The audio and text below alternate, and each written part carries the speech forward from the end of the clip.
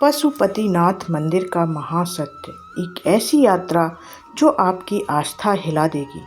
25 अप्रैल 2015 नेपाल के इतिहास का सबसे काला दिन।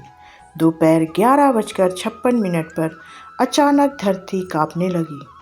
7.8 तीव्रता का भूकंप इतना शक्तिशाली कि पूरा नेपाल मलबे में बदल गया। हजारों साल पुराने महल, स्तूप, इमारतें सब ढह गए। 9,000 से ज़्यादा लोग मारे गए। 80 से अधिक यूनेस्को हेरिटेज ध्वस्त हो गए। पर इसी विनाश के बीच बागमती नदी के तट पर खड़ा पशुपतिनाथ मंदिर अडग रहा।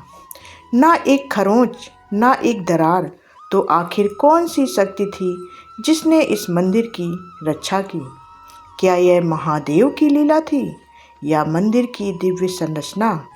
आज हम ऐसी यात्रा पर चलेंगे जहां धर्म, इतिहास, विज्ञान और तंत्र सब एक साथ खड़े होते हैं, और अंत तक देखने पर आपको समझ आएगा कि पशुपतिनाथ को देखा नहीं जाता, उसे अनुभव किया जाता है। वीडियो अच्छी लगे तो कमेंट में लिखें हर हर महादेव। तो चलिए शुरू करते हैं पूरी जानकारी। पहले भाग में हम जानेंगे शिवलिंग का रहस्य। मखुर लिंग, नेपाल की काठमांडू घाटी, जहां कभी पूरा क्षेत्र एक विशाल झील था। कहा जाता है कि यहाँ नागों का वास था। इसी घाटी की गहराई में बागमती नदी के किनारे एक ऐसा शिवलिंग प्रकट हुआ जो दुनिया में कहीं नहीं मिलता। 4 मुख वाला शिवलिंग, जिसे मखुर लिंग कहते हैं। 4 दिशाएं, 4 चेहरे, 4 अर्थ, धर्म, अर्थ, काम और मोक्ष।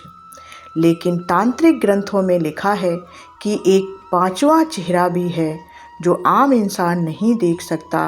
वह दिखाई देता है केवल उन्हें जो तंत्र, मंत्र और गहन साधना में सिद्ध होते हैं।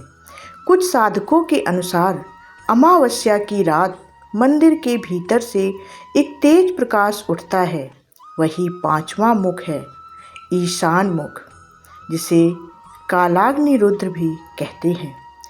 भाग 2 में हम जानेंगे कि कर्नाटक के पुजारियों का क्या रहस्य है। पशुपतिनाथ मंदिर का सबसे बड़ा रहस्य है यहाँ के गर्भगृह में सिर्फ 4 पुजारी प्रवेश कर सकते हैं, और यह चारों आते हैं भारत के कर्नाटक से। ऐसा आखिर क्यों होता है? क्योंकि इन पुजारियों की वंशावली पीढ़ियों से शैवागम, तंत्र, अगम, मंत्र और वैदिक नियमों से बंधी है। माना जाता है शिवलिंग की ऊर्जा इतनी प्रचंड है कि उसे हर कोई सहन नहीं कर सकता। इसलिए शिवलिंग को छूने की अनुमति सिर्फ इन्हीं 4 भट्टों को है। मंदिर प्रशासन, राजा, सरकार, कोई भी इस नियम को बदल नहीं सकता। भाग 3 में हम जानेंगे कि दिव्य अखंड ज्योति का चमत्कार क्या है। गर्भगृह से थोड़ी दूर एक छोटा सा कक्ष है। ना कोई बड़ा मंदिर, ना कोई विशाल ढांचा, लेकिन उसके अंदर एक दिव्य ज्योति सदियों से जल रही है। ना बुझती है, ना कम होती है। कहा जाता है यह ज्योति लिच्छवी काल में जलाई गई थी। हजारों साल पहले किसने जलाई थी यह, और कैसे जलती है? इसका उत्तर आज तक कोई नहीं दे पाया। कुछ कहते हैं यह स्वयं महादेव की काल ज्योति है।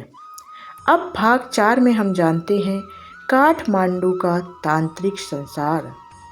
काठमांडू सिर्फ मंदिरों का शहर नहीं, यह तंत्र का हिमालयी केंद्र है। यहाँ 3 बड़े रहस्य छिपे हैं। पहला रहस्य है कुमारी का, जो जीवित देवी है। एक 5 या 6 वर्ष की बच्ची, जिसे देवी दुर्गा का जीवित अवतार माना जाता है। उसका चयन तांत्रिक विधियों से होता है। नाड़ी परीक्षण, भय परीक्षा, ऊर्जा परीक्षण। 2015 के भूकंप में पूरा काठमांडू हिल गया, पर कुमारी के घर में एक दरार तक नहीं आई। दूसरा रहस्य है नर देवी मंदिर का। आधी रात का अनुष्ठान। देवी श्वेता काली का मंदिर, जहां आम लोगों का प्रवेश रात में निषिद्ध है। तांत्रिकों की मान्यता है आधी रात को यहां ऐसे अनुष्ठान होते हैं जो साधारण लोग सहन भी नहीं कर सकते।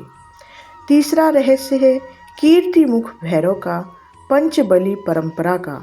वर्ष में एक बार विशेष पूर्णिमा की रात कीर्तिमुख भैरव को 5 प्रकार की बलियां दी जाती हैं, जिसे पंचबली कहा जाता है, क्योंकि विश्वास है कि कीर्तिमुख भैरव जन्म, मृत्यु, पुनर्जन्म की ऊर्जा का स्वामी है।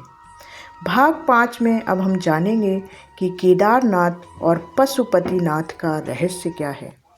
शास्त्रों में बताया गया है कि केदारनाथ भगवान शिव की पीठ यानी शरीर है और पशुपतिनाथ भगवान शिव का मुख है। कहा जाता है कि इन दोनों मंदिरों के बीच एक अदृश्य ऊर्जात्मक रेखा है, एक ही शक्ति दो स्वरूप। कुछ योगियों ने दावा किया है सावन की कुछ रातों में दोनों मंदिरों की ऊर्जा एक साथ सक्रिय होती है। छठवां रहस्य है पशुपतिनाथ की यात्रा कैसे करें। यह यात्रा भारत से नेपाल यात्रा आसान है, लेकिन कुछ बातें जानना जरूरी है। यहाँ वीज़ा नहीं लगता। इनमें से एक ज़रूरी कार्ड जरूर ले जाएं, आधार कार्ड या वोटर आईडी कार्ड। पशुपतिनाथ का कोई साधारण मंदिर नहीं है। यह वह स्थान है जहाँ मृत्यु और मोक्ष, तंत्र और तप, रहस्य और इतिहासकार एक ही जगह मिलते हैं। इस मंदिर की शक्ति को न देखा जा सकता है, न समझा जा सकता है। इसे केवल अनुभव किया जा सकता है।